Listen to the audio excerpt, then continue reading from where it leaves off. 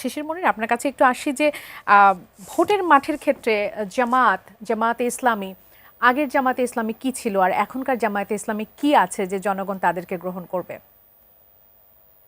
জামাত ইসলামের জেনুইনিটি আছে। পরিবর্তনগুলো কি? জেনুইন জেনুইননেস যদি কোনো জিনিসের না থাকে, তাহলে এটাকে যদি আপনি পরিবর্তন করেন, তাহলে আপনি আপনার অরিজিনালিটি হারিয়ে ফেলবেন। যে জামাত ইসলামীর একটা বেসিক কোয়ালিটি হলো, এটার মধ্যে কতগুলো বিউটি আছে, এই বিউটিটাকে আপনি অপপ্রচার দিয়ে রুখতে পারবেন না আরেকটা বিউটি যদি হাজির না করেন। This is what is. সুপ্রিয় দর্শক, সবাইকে স্বাগত জানাচ্ছি। শাবলি ইয়াসমিন পুরো আয়োজন জুড়ে থাকছে আপনাদের সঙ্গে।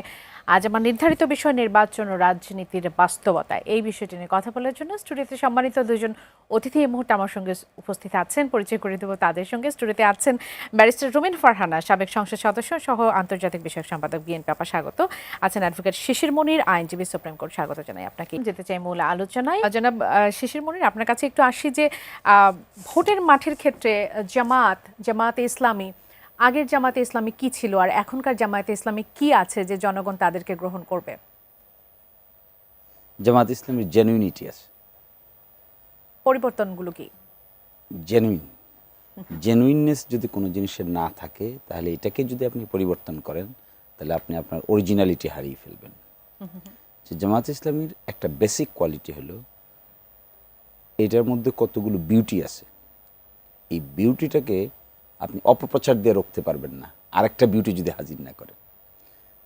This is what is misunderstanding, miscalculation. Chhatra Shibir Dhaka বিশ্ববিদ্যালয়ে ভালো করেছে, জাহাঙ্গীরনগর বিশ্ববিদ্যালয়ে ভালো করেছে। এটাকে নানান ক্যালকুলেশনের চাইতে ইম্পর্টেন্টলি দেখা উচিত ফর হোয়াট জেনুইনিটি, এবং কি ধরনের জেনুইন ক্যাপাসিটি এদের মধ্যে আছে যা নাকি স্টুডেন্টস অ্যাটেনশনকে অ্যাট্রাক্ট করতে পারে। একদম, আমরা সেটা নিয়ে রুমিনা পাও আলোচনা করছিলাম। এবং এখানে যদি আমি অন্য ক্যালকুলেশন দাঁড় করাই, এটা সত্যকে অস্বীকার করা হবে। আমি যদি নানান ধরনের ক্যালকুলেশন দাঁড় করিয়ে জেনুইন জিনিসটাকে পাশ কাটিয়ে যাই, তাহলে রিপিটেডলি সেম মিস্টেক হবে। বুদ্ধিমান হলো একটা ফ্যাক্ট, যেটা ফ্যাক্ট এটাকে আমি স্বীকার করে নিব, দিস ইজ ফ্যাক্ট। এরপরে আমি ব্যাকে আসবো, ব্যাকে এসে রিডিজাইন করব, করে দেন গো ফরওয়ার্ড করব। এইটা যদি না থাকে, তাহলে এই লোকটা তো স্বাধীন না। তাহলে এখানে তো স্বাধীনতার অভাব আছে। তাহলে ইন্ডিপেন্ডেন্ট থিঙ্কিং কাকে বলে? ইন্ডিপেন্ডেন্ট থিঙ্কিং হলো you will accept reality, and based on reality you will redefine, reformulate and go forward. এটাই দুনিয়ার স্ট্রাকচার, এটাই থিসিস, অ্যান্টিথিসিস, সিনথেসিস। এই প্রক্রিয়ার বাইরে কিছু নাই দুনিয়ার ডিসিশন মেকিং প্রক্রিয়ায়। এইটা যারা ফলো করবে না, গোয়ার গোবিন্দ আচরণ করবে, গোয়ার তুমি করবে, এরা কিন্তু repeatedly will see the same thing. জামাত করলে জামাত পাবে, এটা রেজাল্ট পাবে। বিএনপি করলে বিএনপিটা রেজাল্ট পাবে। যে দলই করুক সে তার রেজাল্ট পাবে। আমি তো মনে করি এই পলিটিক্যাল পার্টি, অর্গানাইজেশন, রাষ্ট্র ব্যবস্থাপনা, এগুলো তো হিউম্যান ম্যানেজমেন্ট। তো হিউম্যান ম্যানেজমেন্টটা বেটার, গুড, বেটার, এক্সেলেন্ট হবে, বেস্ট হবে। তাহলে একটা যদি আমার কাছে কখনো জামাত ইসলামের আগের অ্যারেঞ্জমেন্টটা যদি গুড হয়ে থাকে, তাহলে এখন অ্যারেঞ্জমেন্টটা যদি বেটার না হয়ে থাকে, তাহলে পিপল অ্যাকসেপ্ট করবে কেন? আমি সেটাই জানতে চাচ্ছি এবং সেটাই বলছি, কোন পরিবর্তনগুলো এই কোন আসলে এসেছে। পরিবর্তনগুলো যে দেখুন, আমরা 18 কোটি মানুষকে নানান সেগমেন্টে ভাগ করে চিন্তা করতে শিখেছি।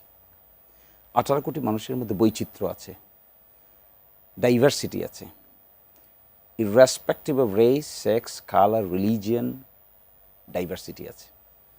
সব মানুষ তো একই পাল্লায় দাঁড় করানো যাবে না, সকলের নিড একই রকম না, সকলের কাছে একই মেসেজ, একই শব্দ, একই ধরনের মেসেজ ক্যারি করে না। তাহলে জামাত ইসলামী কোথায়? এই জায়গায় জামাত ইসলামীর এই জায়গায় কারুকার্যটা কোথায়? কারুকার্যটা হলো এই যে হিউম্যান ডাইভার্সিটিটাকে অ্যাকসেপ্ট করে নিয়েছে। অ্যাকসেপ্ট করে নিয়ে বিভিন্ন গ্রুপ, সাবগ্রুপ, উপগ্রুপের জন্য ডিফারেন্ট নিডকে অ্যাড্রেস করা হচ্ছে।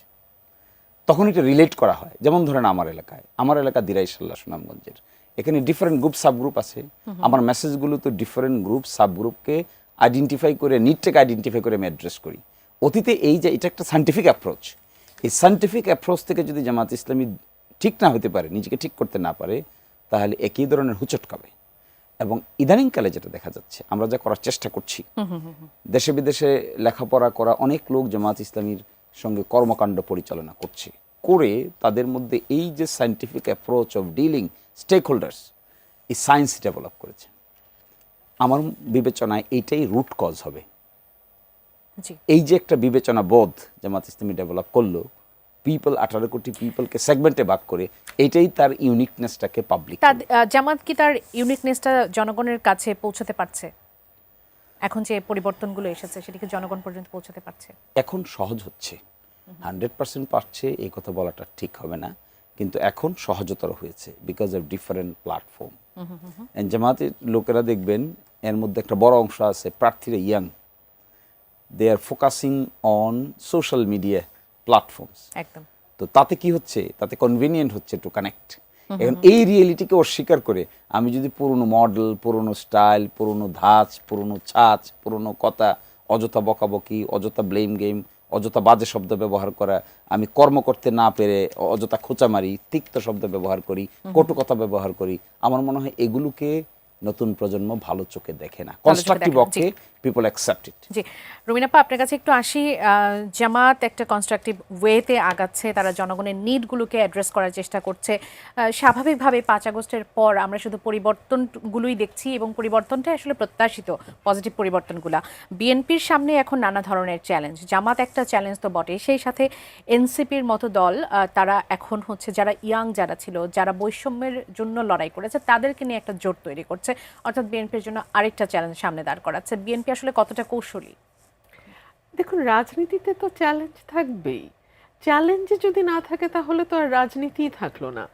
যখন আপনার সঙ্গে একটা বহুদলীয় গণতন্ত্রের প্রেক্ষাপটে আপনাকে রাজনীতি করতে হবে, তখন আপনাকে প্রতিনিয়তই চ্যালেঞ্জের মুখোমুখি হতে হবে এবং সেটাই আপনাকে অনেক বেশি পরিশুদ্ধ করবে, ঋদ্ধ করবে এবং আপনার আগামীর পথ চলায় হার্ডলগুলো ক্রস করাতে আপনাকে অনেক বেশি সাহায্য করবে। সুতরাং চ্যালেঞ্জকে আমি কখনো নেগেটিভলি দেখি না। একটা কথা আছে ইংরেজিতে যে unless it kills you it makes you stronger. মানে আপনাকে যদি ধ্বংস করতে না পারে কোনো বিপদ, সেই বিপদ আপনাকে আর অনেক বেশি স্ট্রঙ্গার করে দেয়। 111 is a big example for that. 111-এ 2 নেতা এবং শীর্ষস্থানীয় 2 নেত্রীকে রাজনীতি থেকে সরিয়ে দেওয়ার চেষ্টা হয়েছিল, -2 করার চেষ্টা হয়েছিল। এই প্রক্রিয়া সফল না হওয়া কিন্তু 2 নেত্রীকে আগের চেয়ে 3 গুণ 4 গুণ বেশি শক্তিশালী করে রাজনীতির মাঠে ফিরিয়ে নিয়ে এসেছিল। সো আমি ওই আলোচনা না করি, আমি মনে করি চ্যালেঞ্জকে আমি সবসময় পজিটিভলি দেখি, সেটা আমার ব্যক্তি জীবন হোক কিংবা পলিটিক্সের ক্ষেত্রেও আমি মনে করি চ্যালেঞ্জ থাকাটা পজিটিভ। 2 হচ্ছে বিএনপি সবসময় পরিবর্তনকে অ্যাকোমোডেট করে। আপনি যদি শহীদ প্রেসিডেন্ট জিয়াউর রহমানের সময় থেকে চিন্তা করেন, সেই যে 19 দফা দেয়া এবং সেটাকে হাতে কলমে বাস্তবায়ন তিনি মাত্র 3.5 বছরে করে গেছেন, যেটার একটা বিশাল সুফল কিন্তু বিএনপি পরবর্তীতে পেয়েছে মাত্র 3.5 বছর সময়। কিন্তু চিন্তা করে দেখেন 70 বছরের পুরনো রাজনৈতিক দলের সঙ্গে নেক টু নেক ফাইট করার যেই যোগ্যতা এবং যে দক্ষতা, সেটার বুনিয়াদটা কিন্তু শহীদ প্রেসিডেন্ট জিয়াউর রহমান করে দিয়ে গেছেন। এবং বড় বড় সব পরিবর্তন উনি চাইলে কি এক দল রেখে শাসন করতে পারতেন না? উনি চাইলে কি বিচার বিভাগ যেভাবে অধীনস্থ ছিল সেভাবে করতে পারতেন না? উনি চাইলে কি 3টা বা 4টা সংবাদপত্র যেটা তার পূর্ববর্তী শাসক করে দিয়ে গেছিল সেটাকে কন্টিনিউ করলে আরেকটু স্মুথ রান করতে পারতেন না? পারতেন, কিন্তু উনি কিন্তু সেটা করেননি। ওনার হাত দিয়ে বৈপ্লবিক পরিবর্তনগুলো এসছে এবং সকল রাজনৈতিক দল আবারও রাজনীতি করার সুযোগ এবং আমি কি বলবো মানে অপরচুনিটি পেয়েছে শহীদ প্রেসিডেন্ট জিয়াউর রহমানের সময়। তারপরে আপনি দেখেন বাংলাদেশের সংস্কার শব্দটা যখন কেউ উচ্চারণও করে নাই, কারো মাথায়ও আসে নাই, সেটা আপনি পার্লামেন্টে প্রধানমন্ত্রী আর রাষ্ট্রপতির ক্ষমতার ভারসাম্য বলেন, সেটা আপনি স্পিকার বা ডেপুটি স্পিকার বিরোধী দল থেকে নেওয়া বলেন, সেটা আপনি সংসদীয় কমিটিগুলোতে বিরোধী দল থেকে নেওয়া বলেন, কিংবা যেটাই বলেন না কেন, বড় দ্বিকক্ষ বিশিষ্ট সংসদ বলেন, সবগুলোর দফা কিন্তু 16 সালে বিএনপি দিয়েছিল, ব্যাক ইন 2016, না থেকে 9 বছর আগে। তারপরে তো 27 দফা 31 দফা আমরা দফায় দফায় দিয়েছে। এবং আজকে মূলত যে সংস্কার নিয়ে আলোচনা হচ্ছে ঐক্যমত কমিশনে, আমি যদি সংবিধান সংস্কারটাই শুধু বলি, বাকি সংস্কারগুলো সরিয়েও রাখি, এই প্রতিটা সংবিধানের এই প্রতিটা সংস্কার নিয়ে কিন্তু প্রথম বিএনপি কথা বলেছে। তারপরে আপনি আসেন এইবার যেই নির্বাচন আসতে যাচ্ছে আমাদের সামনে, এবং ইনশাল্লাহ আমি আশা করি ফেব্রুয়ারিতেই আমরা একটি জাতীয় নির্বাচন পাবো। সো এই নির্বাচনে প্রার্থী বাছাইয়ের ক্ষেত্রেও আপনি যদি দেখেন গণমাধ্যমে যে নামগুলো আসছে, আমরা যদি ধরেন সেগুলো নিয়ে আলোচনা করি, আপনি দেখবেন তারা প্রত্যেকেই অ্যাপারেন্টলি মানে তুলনামূলকভাবে ইয়াং, তারা প্রত্যেকেই শিক্ষিত, মেধাবী, দলের জন্য যাদের কন্ট্রিবিউশন আছে, 17 বছর যারা নানানভাবে দলকে কিছু দিয়েছে, কাজ করেছে দলের জন্য, এবং যাদের তেমন ব্যাগেজ নাই, দুর্নীতির অভিযোগ নাই, সেই মানুষগুলোকে অনেস্ট, সেই মানুষগুলো ডাইনামিক, সেই মানুষগুলোকে দিয়ে বিএনপি চেষ্টা করছে তার প্যানেল সাজানোর। সো আপনি যদি পরিবর্তনের কথা বলেন, সামনে তো নির্বাচনী ইশতেহার আসবে, সেখানেও আপনি দেখবেন স্বাস্থ্য খাত নিয়ে বিএনপির কি চিন্তা, শিক্ষা খাত নিয়ে বিএনপির কি চিন্তা, সামাজিক সুরক্ষা নিয়ে কি চিন্তা, বেকারত্ব নিয়ে বিএনপির কি চিন্তা। আমাদের প্রত্যেকটা সেক্টরে আমাদের আলাদা আলাদা প্ল্যান আছে। জি, অসংখ্য ধন্যবাদ আপা। জনাব শিশির মনির, আপনার কাছে একটু আসি, আপনার কি স্ট্যাটাস একটু পড়ে যদি শোনাই। বিশেষ সাংবিধানিক আদেশ জারি করতে হবে, গণ অভ্যুত্থান বা জনগণের ক্ষমতাকে সাংবিধানিকভাবে পাকাপোক্ত করতে হবে, 106 অনুচ্ছেদের বেড়াজাল থেকে বের হতেই হবে, এটাই একমাত্র স্থায়ী সমাধান। কোন সংকটের সমাধান আসলে 106 থেকে বের হওয়াটা, কোন সংকটের মধ্যে আমরা আছি? আমরা একটা সাংবিধানিক এবং রাজনৈতিক সংকটের মধ্যে আছি। রাজনীতি এবং সংবিধান ওতপ্রোতভাবে জড়িত, এটা ইনসেপারেবল টুইন, একটা থেকে আরেকটাকে আলাদা করতে পারবেন না। কারণ রাজনীতিটা যখন ক্রিস্টালাইজ হয়, এটাই সংবিধানে রূপান্তরিত হয়। ভিতরকার এই সাংবিধানিকতা কি, কনস্টিটিউশনালিজম কি? কনস্টিটিউশনালিজম ultimately political consensus, ultimately political will. এই পলিটিক্যাল উইলটা যখন রীতি পদ্ধতিতে আসে, তখন কনস্টিটিউশন হিসেবে আমাদের সামনে হাজির হয়। ব্যাকগ্রাউন্ডের ওয়ার্কটা কিন্তু পলিটিক্স। এই সংকটেই আছি। আচ্ছা, সেই সংকটটা কি দেখেন, সবচাইতে বড় সংকট এখানে আমরা একটা গণ অভ্যুত্থানের সরকারকে 106 আকারে একটা প্রচলিত সাংবিধানিক বিধান অনুযায়ী চলমান সরকার হিসেবে আখ্যায়িত করছি। এটাই সংকট। এই আখ্যায়িত করাটা একটা রং স্টেপ। কি করা উচিত ছিল? উচিত হলো এটা একটা গণ অভ্যুত্থানের সরকার। এই গণ অভ্যুত্থানের সরকারের ভিত্তি হলো জনগণের ইচ্ছার বহিঃপ্রকাশ। এটা 106 না। 106 হলো সংবিধানের একটা বিধান, যেখানে রাষ্ট্রপতি প্রধান বিচারপতির কাছে পাঠাতে পারেন, বিশেষ গুরুত্বপূর্ণ বিষয়ে মতামত চেয়ে পাঠাতে পারেন। তার কোনো বাধ্যবাধকতা নাই। বাংলাদেশের ইতিহাসে অতীতে আরও 2বার 106 অ্যাপ্লাই করা হয়েছিল। একবার করা হয়েছিল যখন পার্লামেন্ট বয়কট করা হয়েছিল, বিএনপি ক্ষমতায় ছিল, আওয়ামী লীগ জামাত সহ সকলেই পার্লামেন্ট বয়কট করে বের হয়ে আসছিল তত্ত্বাবধায়ক সরকারের আন্দোলনের সময়। 47 DLR আপিল ডিভিশন পেজ 111-এ এই মামলাটা রিপোর্টেড আছে। সেটাতে একটা মতামত দিয়েছিল সুপ্রিম কোর্ট। আরেকবার মতামত দিয়েছিল বিডিআর মিউটিনি যখন হলো, তখন প্রশ্ন এসে দাঁড়ালো এর বিচারটা কি মার্শালের অধীনে হবে নাকি এই বিচারটা হবে পেনাল কোডের অধীনে। সুপ্রিম কোর্টের কাছে মতামত চেয়ে পাঠিয়েছিল। এখানে সুপ্রিম কোর্ট একটা মতামত দিয়েছিল। সে আলোচনায় সুপ্রিম কোর্ট বলেছে যে আমাদের কাছে মতামত চাইলে মতামত দিতে হবে, তার কোনো বাধ্যবাধকতা নাই। আর আমরা যে মতামত দিব এটা মানা না মানার সঙ্গেও কোনো বাধ্যবাধকতার কিছু নাই। ভারতীয় উপমহাদেশে ভারতীয় সুপ্রিম কোর্ট এ পর্যন্ত 24 বার এই মতামতের এখতিয়ার প্রয়োগ করেছে। এই জায়গায় সংকটটা এখানে লেগেছে, আমরা একটা গণ অভ্যুত্থান ঘটার পরে আমরা এখন সংবিধানের ভিতরে ঢুকে 106 অনুচ্ছেদের শেল্টার নিচ্ছি। এটা রং। শেল্টারটা হলো, তাহলে সরকারের বৈধতা কোথায়? সরকারের বৈধতা হলো জনগণের ইচ্ছার চরম বহিঃপ্রকাশ। এটা 5 তারিখে ঘটেছে। 6 তারিখ সরকার ছিল না, 7 তারিখ সরকার ছিল না, 8 তারিখ সন্ধ্যায় সরকার এসেছে। এর মাঝখানে কাদের ইচ্ছার বহিঃপ্রকাশ ঘটেছে? কি করে ইউনূস সাহেব এখানে আসলেন? কি করে মন্ত্রী পরিষদ গঠিত হলো? বাংলাদেশের সংবিধান, বর্তমান সংবিধানে আপনি প্রধান উপদেষ্টার শপথ বলতে কিছু দেখতে পাবেন না, উপদেষ্টাদের শপথ বলতে কিছু দেখতে পাবেন না। এটা ছিল তত্ত্বাবধায়ক সরকারের আমলে। যখন তত্ত্বাবধায়ক সিস্টেম বাদ হয়ে যায়, তখন সেই শপথের ল্যাঙ্গুয়েজগুলো বাদ হয়ে গেছে। তাহলে এখন আমরা জোর করে বলতেছি যে নাই তবু আছে। আপনি নির্বাচন নিয়েও বলেছেন যে বিশেষ সাংবিধানিক আদেশ জারি না হলে কোন আইনে আগামী ফেব্রুয়ারিতে অন্তর্বর্তী সরকার জাতীয় নির্বাচন? সেটাই আমি বলছি। তাহলে এখন যদি আমরা এসে বলি যে আমরা একটা নিয়মতান্ত্রিকতার মধ্যে আছি, আমি বলছি এটাই সংকট। এটা বুঝতে না পারাটা সংকট। এটাকে আইনি ভিত্তি দিতে হবে। ভিত্তি দেওয়ার প্রক্রিয়া কি? 3-4টা প্রক্রিয়া আছে। তার মধ্যে বেস্ট প্রক্রিয়া আমাদের দৃষ্টিতে বেস্ট প্রক্রিয়া হলো একটা স্পেশাল কনস্টিটিউশনাল আদেশ জারি করে এই লিগ্যাল ভ্যাকুয়ামটাকে ফুলফিল করে নির্বাচনের দিনক্ষণ তারিখ পর্যন্ত ঠিক করে দিতে হবে। এবং কেউ কেউ বলে, আমি যখন এই আর্গুমেন্ট করি আমাকে কেউ কেউ বলছে আমি নাকি ইলেকশন পিছাতে চাই। আমি বারবার বলছি, এখনও বলছি, আবার 5 বার বলবো, আমি মনে করি 12ই ফেব্রুয়ারি ইলেকশনের কথাবার্তা হচ্ছে, 12ই জানুয়ারি নির্বাচন করা সম্ভব যদি এই ঘটনাটা, আমি যে প্রক্রিয়াটা বলছি এটা আগামী 30 তারিখের ভিতরে সম্পন্ন করা সম্ভব। রুমিনাপা, আপনার কাছে আসি। রাজনীতিতে ইসলামী দলগুলোর এখন সর্বশ্রেষ্ঠ সময়। আপনাদের মহাসচিব মির্জা ফখরুল ইসলাম আলমগীর তিনি বলেছেন যে বাংলাদেশে দক্ষিণপন্থীদের উত্থান ঘটছে। ডাকসু জাকসু নির্বাচনের ফলাফলকে পর্যবেক্ষকরা বলছেন যে এটা জামাতের উত্থান। আপনার পর্যবেক্ষণটা একটু জানি। দেখুন, বাংলাদেশের মানুষ যদি দক্ষিণ পন্থাকে বেছে নেয় তাহলে আমি মনে করি সেটা তাদের গণতান্ত্রিক অধিকার।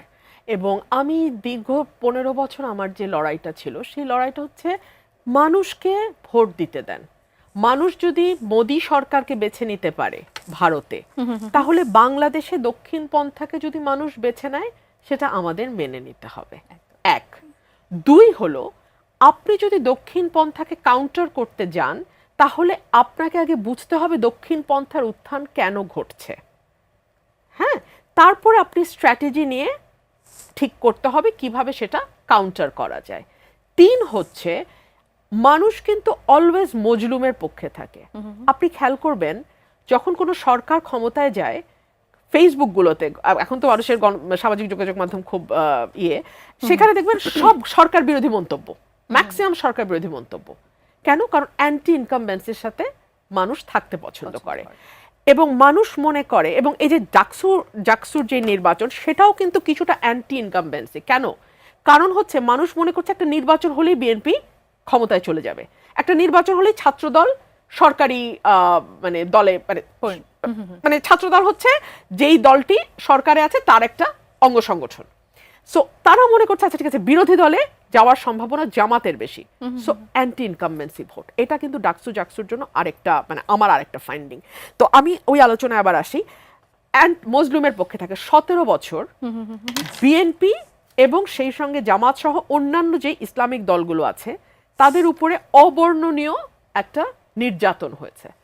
17 বছর পরে যখন শেখ হাসিনা পালিয়ে গেছে, আওয়ামী লীগ ক্ষমতায় নাই, দেশ ছাড়া হয়েছে, তখন স্বাভাবিকভাবেই মানুষের এক ধরনের সিম্প্যাথি বিএনপি সহ ইসলামিক দলগুলোর কাছে যাবে। সো বিএনপির যেহেতু জনসমর্থন বা ভোটার বা যেটাই আপনি বলেন সেটা 40-50 বছরের পুরনো, সেহেতু ওটাকে আপনার আলাদাভাবে হয়তো এখন আর চোখে পড়ছে না। কিন্তু জামাতের বা অন্যান্য ইসলামিক দলগুলোর বা দক্ষিণ পন্থা, let's put it in this way, দক্ষিণ পন্থার উত্থান আমাদের চোখে পড়ছে, বিকজ আমরা আসলে গত 15 বছর তাদেরকে কোথাও সেভাবে দাঁড়াতেই দেখি নাই। সুতরাং তাদেরটা আমাদের চোখে অনেক বেশি করে পড়ছে। আরেকটা বড় কারণ হচ্ছে সেন্টার লেফট ছিল আওয়ামী লীগ, আওয়ামী লীগ কিন্তু এখন মাঠে নাই। সো আমরা কি দেখছি? আমরা right, centre right, far right, এই তিনটা গ্রুপকে আমরা দেখছি। সেন্টার বা centrist party BNP, centre right Jamaat এবং অন্যান্য ইসলামিক দল, আর far right for example Hizb ut Tahrir, extreme যারা, তাদেরকে আমরা দেখছি। সো এই কারণেই পুরো মাঠটা মনে হচ্ছে যেন দক্ষিণ পন্থা। আচ্ছা, অসংখ্য ধন্যবাদ। আপনি কি জনাব শিশির মনিরের আগে যে বিষয়টি নিয়ে কথা বলছেন, স্পেশাল কনস্টিটিউশনাল আদেশ, সেটা নিয়ে কথা বলতে চাইবেন কিনা? আপনার আসলে দৃষ্টিভঙ্গিটা এটার ব্যাপারে কি? অফকোর্স, দেখুন, যেই কথাটি বলা হচ্ছে যে জুলাই সনদ কিভাবে বাস্তবায়ন হবে সেটা এখনই ঠিক করতে হবে। এবং আজকে মানে আমি শিশির ভাইয়ের সাথে আলোচনা করছিলাম শো এর আগে, 5টা পদ্ধতির কথা আলোচনার টেবিলে এসছে, মানে ঐক্যমত কমিশনে এসছে। গণভোট, এটা কিন্তু আমাদের সংবিধানে নাই। স্পেশাল কনস্টিটিউশনাল বা কি প্রভিশনাল কনস্টিটিউশনাল অর্ডার, পিএসও, আরেকটা হচ্ছে সুপ্রিম কোর্টের রেফারেন্স, আরেকটা হচ্ছে গণপরিষদ এবং সংসদ নির্বাচন একসাথে হওয়া, যেটা এনসিপির দাবি, আরেকটা হচ্ছে সংসদ নির্বাচন, নর্মাল সংসদ নির্বাচন, তারপরে 142 অনুযায়ী কনস্টিটিউশনাল অ্যামেন্ডমেন্ট। এখন আমাদের যেটা যুক্তি সেটা হচ্ছে, দেখুন, এই যে সরকারটি গঠিত হয়েছে, যেই সরকারের অধীনে ঐক্যমত কমিশন গঠিত হয়েছে, ঐক্যমত কমিশন কিন্তু সরকারের একটা, সরকার গঠিত করা একটা ঐক্যমত কমিশন, এই সকল কিছুর উৎস কি? সংবিধানে তো অন্তর্বর্তীকালীন সরকার বলতে কিছু নাই। সকল কিছুর উৎস হচ্ছে 106। অর্থাৎ অভ্যুত্থানের 3 দিন পর যখন সরকার গঠিত হলো, সরকার কিন্তু একটা বিপ্লবী সরকার হইল না। সরকার কিন্তু সংবিধানকে অ্যাব্রোগেট করে একপাশে সরিয়ে একটা নতুন ফর্মের সরকার বা বিপ্লবী সরকার হিসেবে নিজেকে সামনে আনলো না। সরকার কি করলো, 106-এর আশ্রয় নিল এবং 106-এর সুপ্রিম কোর্টের রেফারেন্স নিয়ে সরকার গঠিত হলো। So the constitution is still there. এবং আপনি যদি এখন এই যে গণভোটের কথা বলছেন, এটা সংবিধানে নাই। গণপরিষদ প্লাস সংসদ নির্বাচনের কথা যেটা এনসিপি বলছে, সেটা হচ্ছে গণপরিষদটা তো আপনার নতুন সংবিধান, যদি একটা অল টুগেদার নিউ কনস্টিটিউশন আপনি আনেন, তখন গণপরিষদ নির্বাচনের কথা আসছে। সুপ্রিম কোর্ট রেফারেন্স হচ্ছে আপনাকে কিসের ভিত্তিতে আপনি সুপ্রিম কোর্ট রেফারেন্স দেবেন? কারণ সংবিধানে তো সংবিধানকে অ্যামেন্ড করার ক্ষমতা তো সুপ্রিম কোর্টকে দেওয়া হয় নাই। কনস্টিটিউশন হচ্ছে মাদার ল, সুপ্রিম কোর্ট কেবলমাত্র সেটা ব্যাখ্যা দিতে পারে। নতুন করে অ্যামেন্ড করা, যোগ করা, বাদ দেয়া, এটা তো সুপ্রিম কোর্ট পারবে না, করতে পারবে না। আর স্পেশাল কনস্টিটিউশনাল অর্ডার বা প্রভিশনাল কনস্টিটিউশনাল অর্ডার, যেটা এই অর্ডারটা আসলে কে জারি করবে, কে জারি করবে? কার উপরে জারি করবে? এবং এই অর্ডারটাকে যদি আপনি কনস্টিটিউশনের ওপরে ক্ষমতা দেন, মানে এক্সিস্টিং কনস্টিটিউশনের ওপরে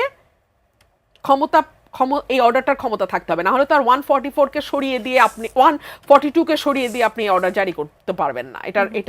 এটার হায়ারার্কি এটার উপরে হবে, কনস্টিটিউশনের উপরে। কোনো অর্ডার কি কনস্টিটিউশনের উপরে হায়ারার্কি পেতে পারে কিনা? আর যেটা হচ্ছে জুলাই সনদ, সনদ মানে কি? সনদ ইজ অ্যান এগ্রিমেন্ট, এটা চুক্তি। পলিটিক্যাল পার্টিগুলোর মধ্যে একটা জেন্টলম্যান এগ্রিমেন্ট যে this is the supreme spirit will of the people, এটা মানুষের চাওয়া এবং আমরা মানুষের প্রতিনিধি হিসেবে এই চাওয়াটাকে বাস্তবায়ন করব। এই যে চুক্তি বা সনদ, এটাকে আপনি কি করে কনস্টিটিউশনকে সরিয়ে তার ওপরে এটাকে প্রায়োরিটি দেন, আসবো আপা, নিশ্চয়ই বা আপনার এটা কাছে। হায়ারার্কিতে কি করে কনস্টিটিউশনের উপরে ওঠে, এটা আমার প্রশ্ন।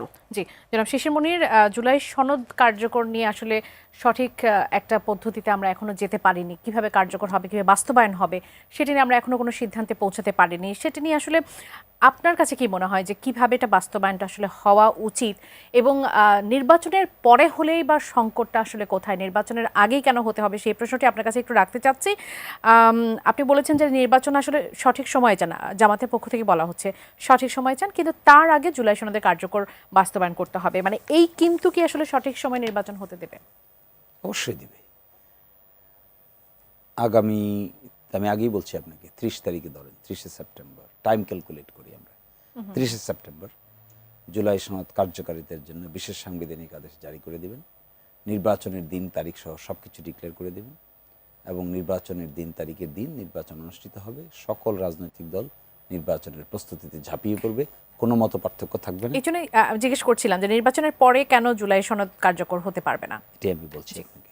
আপা বলেছেন যে গণভোট তো সংবিধানে নাই, তারপরে কনস্টিটিউশন ইজ স্টিল দেয়ার এখন, এবং সরকারি বিপ্লবী সরকার হয় নাই, এবং উৎস হইল 106।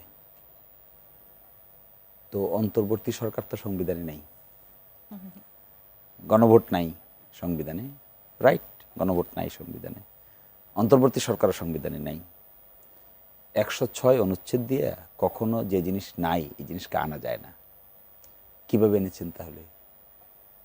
শুধু একটা সোর্সে আনতে পেরেছেন, গণ অভ্যুত্থান। তাহলে গণ অভ্যুত্থান তো আছে, এখন কি আমরা অস্বীকার করে যেতাম যে গণ অভ্যুত্থানও নাই? তো গণ অভ্যুত্থানের আফটারম্যাথ কি হয়েছে, যা কিছু হচ্ছে তার পিন পয়েন্টটা কোথায়? গণ অভ্যুত্থান। এদিন না হলে কি হতো? একটাও হতো না, হচ্ছে দেখি সব হয়েছে। তো সোর্সটা কোথায়? সোর্সটা তো অভ্যুত্থানের ভিতরে। এই অভ্যুত্থানটা মানুষের উইল প্রকাশ করার যে কটা মেকানিজম আছে, অভ্যুত্থান একটা, বিপ্লব একটা, ভোট একটা। তাহলে এখানে ট্র্যাডিশনাল মেকানিজমের বাইরে গিয়ে মানুষ তার মতামত প্রকাশ করেছে, এটা অভ্যুত্থান। আপা বলেছেন যে অর্ডারের মাধ্যমে কি করা যায়, ওনারাই তো করেছেন। 1977 সালে ওনারা মার্শাল ল প্রক্লেমেশন অর্ডার জারি করে সংবিধান সংশোধন করেছেন। ওনারা 1977 সালে মার্শাল ল প্রক্লেমেশন অর্ডার জারি করে absolute faith and trust in the almighty Allah, আল্লাহর উপর পূর্ণ আস্থা ও বিশ্বাস বিএনপি যোগ করেছে। তখন বিএনপি নামের পার্টির জন্মও হয়নি। এরপরে বিসমিল্লাহির রহমানির রহিম যে আজকে আমরা দেখতে পাচ্ছি, এটা কোথা থেকে আসলো? কোন সাংবিধানিক আদেশ বলে আসলো? Socialism meaning economic and social justice, এটা কোথা থেকে আসলো? কে অ্যাড করলো? এইগুলি তো the then chief martial law administrator major general Ziaur Rahman, তিনি এগুলো আগে সাংবিধানিক আদেশ জারি করেছেন, প্রক্লেমেশন আদেশ জারি করেছেন। জি, যদি একটু সংক্ষিপ্ত করে যদি একটু জানতে চাই যে এই জুলাই সনদের বাস্তবায়ন নির্বাচনের পরে কেন হতে পারবে না, সেটি যদি একটু জানতে চাই। সেটা আমি বলছি, সেটি করেছেন, এখন ওনারা করতে চান না। কেন চান না? কারণ গণ অভ্যুত্থানকে প্রাধান্য দিতে হবে। গণ অভ্যুত্থানকে প্রাধান্য দিলে ওনাদের যে রাজনৈতিক আর্গুমেন্ট থাকে এটা দুর্বল হয়ে যায়। কিন্তু গণঅভ্যুত্থানে তো বিএনপিরও একটা পার্ট ছিল। পার্ট, কিন্তু সেই পার্টটুকুকে এখন মুখ্য বানাতে চান না। মুখ্য বানালে তো এনসিপি মুখ্য হয়ে যায়। নেতৃত্বে তো ছিল তারা, আমরা ছিলাম সাথে, ওনারাও ছিলেন সাথে। ফেস কারা ছিল, কারা গণ অভ্যুত্থানের ডাক দিয়েছে, তাতে কি থাকে? আপনার আমার ক্রেডিট তো একটু দুর্বল হয়ে যায়। এই ক্রেডিটটুকু এনসিপিকে দিতে চান। আমি মনে করি এটা দীনতা, এটা হওয়া উচিত না। এটা জামাতেরও করা উচিত না, বিএনপিরও করা উচিত না, কোনো রাজনৈতিক দলের করা উচিত না। তাদের যে ক্রেডিট, এই ক্রেডিটটুকু তাদের দিয়ে দেওয়া উচিত। এবং এখানে সংসদের পরে যেটা বলছেন, কেন আমরা গণ অভ্যুত্থান করার পরে সিস্টেম চেঞ্জ করতে পারবো না, আর একটা সংসদ হবে, সংসদে এসে সিস্টেম চেঞ্জ হবে, এটা বিশ্বাস করতে বলা হচ্ছে আমাদেরকে? ওই বিশ্বাস বা আস্থার জায়গাটা আসলে তৈরি হয়নি বা সম্ভব। বিশ্বাস আস্থার জায়গা না, এটা বলছেন কেন? আর্গুমেন্ট করছেন কেন? আপনিও পার্ট, আমিও পার্ট, তিনিও পার্ট। এখন পারছি না কেন? কেন বলছি যে নির্ভর করি পরবর্তীতে কি হবে? কেন বলতে পারছি না একটু উদার হয়ে এখনই করে ফেলি? আইনগত তো কোনো বাধা নাই। আইনগত বাধার যে কথাটা বলা হচ্ছে, আমি মনে করি এটা খুবই ঠুনকো যুক্তি। যারা গণ অভ্যুত্থানকে ভিত্তিদর্শী, তারাই এবং গণ অভ্যুত্থানকে প্রাধান্য দিতে পারছি না। জি, অসংখ্য ধন্যবাদ। আমি 1 মিনিট একটু রুমিন আপনার কাছ থেকে শুনবো, কারণ আমার বিরতি নেবার সময় হয়ে গেছে। যে এই মানে মহানুভবতা কেন বিএনপি আসলে দেখাতে পারছে না, কেন নির্বাচনের আগে জুলাই সনদের কার্যকর বাস্তবায়ন হলে সমস্যা, বিএনপির সমস্যাটা আসলে কোথায়? আমি আইনগত দিকগুলো বললাম। আর আপনি যদি বলেন যে এনসিপিকে ক্রেডিট চলে যাবে সেই ভয়ে বিএনপির আছে, আমি খুবই ক্যান্ডিডলি ডিফার করি না, একদমই সেরকম নয়। এবং এই আন্দোলনটা আমি অন্তত শুরু থেকে বলেছি, এটা জাস্ট 36 দিনের আন্দোলন, এটা খুব ভুল হবে। আমাদের দীর্ঘ দীর্ঘ দীর্ঘ সময়ের একটা প্রেক্ষাপট রচনা আছে, আপনারা বলেছেন আমাদের দীর্ঘ দীর্ঘ দীর্ঘ দিনের সংগ্রাম আছে, আত্মত্যাগ আছে, এবং এক একজন এক একভাবে এক এক কায়দায় সাফার করেছি। শুধু জেলে যাওয়া মানেই সাফারিং না, শুধু গুম হয়ে যাওয়া, হ্যাঁ চরম সাফারিং, পুরো পরিবার ধ্বংস হয়ে যায়। সকলের সম্মতিতেই তো এই সনদটি আসলে হয়েছে, তাই না? সকল দলের মতামত নিয়ে সবকিছু নিয়ে তো জুলাই সনদ হয়েছে। তাহলে কার্যকরী আসলে সমস্যাটা কোথায় নির্বাচনের আগে? নির্বাচনের পরে কার্যকরের সমস্যা কোথায়? সেই কথাটি কিন্তু শিশিরমণি বলেছেন যে সেই বিশ্বাসের জায়গাটা কেন তৈরি হচ্ছে? এক্স্যাক্টলি সেই আস্থা এবং বিশ্বাসের ভারটা আমরা মানুষের হাতে ছেড়ে দিই।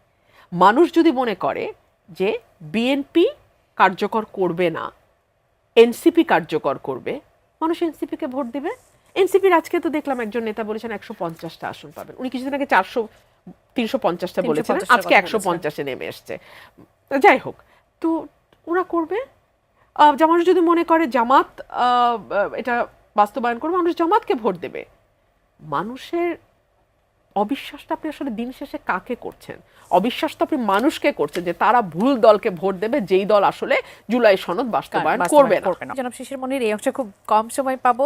আপনি বলেছেন যে মাত্র একবার নির্বাচন করতে চান আপনি। একবারই কেন? একবার এটি প্রথম এটি শেষ এরকম কেন? একবারই কেন নির্বাচন করতে যাচ্ছেন? তার আগে একটা ছোট্ট কথা জবাব দিয়ে যে বিএনপি মহাসচিব বলেছেন যে দক্ষিণ পন্থা ডেভেলপ করেছে। বিএনপির কি পন্থা? বিএনপি কিন্তু দক্ষিণপন্থী দল, খুঁজে দেখবেন। বিএনপি কিন্তু বাংলাদেশের সংবিধানে আল্লাহর উপর পূর্ণ আস্থা বিশ্বাস যোগ করেছে, বিএনপি বিসমিল্লাহ যোগ করেছে। সব গঠনতান্ত্রিক পরিবর্তন কিন্তু বিএনপি করেছে, উদাহরণ দিয়ে সেগুলো বলেছেন। এবং সেই জন্য এটা বিএনপি যে বলছে দক্ষিণপন্থার উত্থান হয়েছে, মূলত নিজের অস্তিত্বকে অস্বীকার করছে অন্যরকম ভাবে।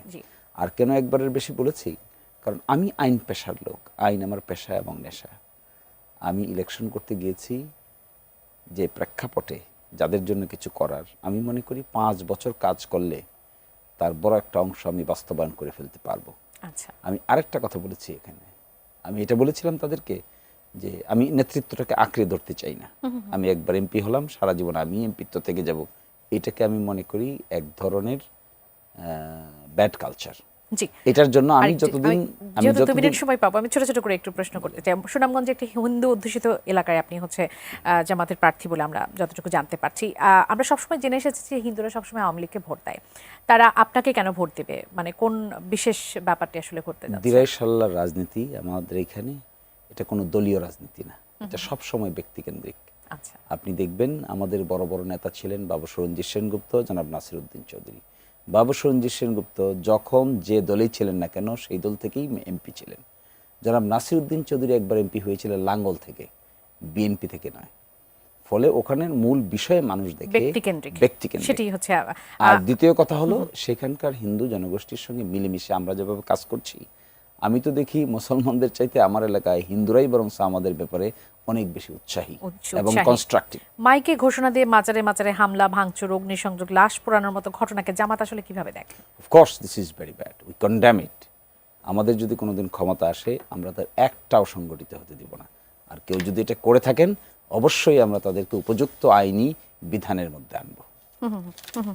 আমি একটু রুমিন আপা আপনার কাছে আসতে চাই শেষ মুহূর্তে, আসলে সময় খুবই কম। আপনি আম, জুলাই সনদে বাস্তবায়ন ছাড়া বিকল্প নেই এমনটা বলেছেন প্রধান উপদেষ্টা অধ্যাপক ডক্টর মোহাম্মদ ইউনূস। তিনি বলেছেন যে এই সমঝোতার পথে আমাদের এগোতে হবে, মানে এই যে ঐক্যমত্য প্রতিষ্ঠার কথা বলেছেন, সেই ঐক্যমত্য প্রতিষ্ঠার জন্য হলেও জুলাই সনদ বাস্তবায়ন করতেই হবে। আপনার মতামতটা কি?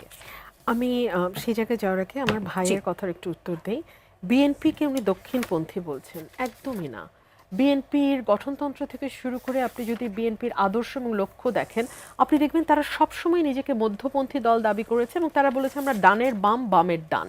এবং এই পরিচয়ই কিন্তু গত 40 বছর বিএনপি বাংলাদেশে রাজনীতি করেছে।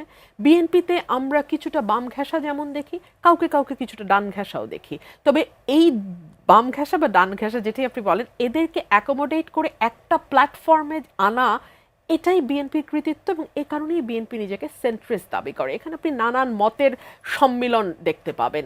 এটা একটা রেজিমেন্টেড ফোর্সের মতন যেমন কাজ করে না, যেটা জামাত অনেক সময় করে, যে কারণে জামাতের আমির নিজেই বলেছেন যে আমরা আর্মি স্টাইলে কাজ করি, এত সুশৃঙ্খলা। আমরা আপনার একটি মন্তব্য একটু জানতে চাই আপা, যে জামাত তাদের জন্য কাউকে হুমকি হিসেবে চিহ্নিত করলে তাকে নিশ্চিহ্ন করতে আক্রমণ করে, এমনটা উল্লেখ করে তিনি বলেছেন যে পলিটিক্যাল পার্টি হিসেবে জামাতের কিছু কিছু বিষয় আমাদের বুঝতে হবে, ইটস ভেরি অর্গানাইজড পার্টি। মানে কেন threat? They are extremely organized and if they can মানে ইউনো কাউকে যদি তারা মনে করে যে রাজনৈতিকভাবে তাদের দলের জন্য থ্রেট বা অন্য দলের জন্য অ্যাসেট, তখন তাকে ধ্বংস করতে 1 মিনিটও চিন্তা করবে না। এবং সেই ধ্বংসের জন্য কেবল যে সহি উপায় অবলম্বন করবে তা না, সত্য মিথ্যা, ডাহা মিথ্যা, কিছু সত্য সব মিলিয়ে তারা তাকে ধ্বংস করার জন্য একদম সব রকম অস্ত্র তারা ব্যবহার করবে।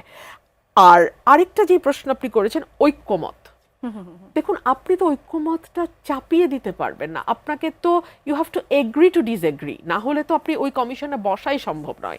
এবং এখানে বিভিন্ন মতের রাজনৈতিক দল আছে, প্রত্যেকের যার যার ওপিনিয়ন থাকবে, কিন্তু আমরা যদি ঘাট ধরে বলি যে সকল বিষয়ে ঐক্যমতে আপনাদেরকে পৌঁছতেই হবে, এটাও তো এক ধরনের ফ্যাসিবাদী আচরণ, এটাও তো স্বৈরাচারী আচরণ। একেবারে শেষ, ব্যারিস্টার রুমিন ফারহানা, অ্যাডভোকেট শিশিরমণি, আপনাদের দুজনকে অসংখ্য ধন্যবাদ, কৃতজ্ঞতা প্রকাশ করছি আমাদেরকে সময় দিয়েছেন। দর্শক, এতক্ষণ আপনারা যারা আমাদের সঙ্গে ছিলেন, আগের পর্ব দেখার আমন্ত্রণ জানিয়ে আজ এখান থেকে বিদায় নিচ্ছি। ধন্যবাদ সবাইকে, শুভরাত্রি।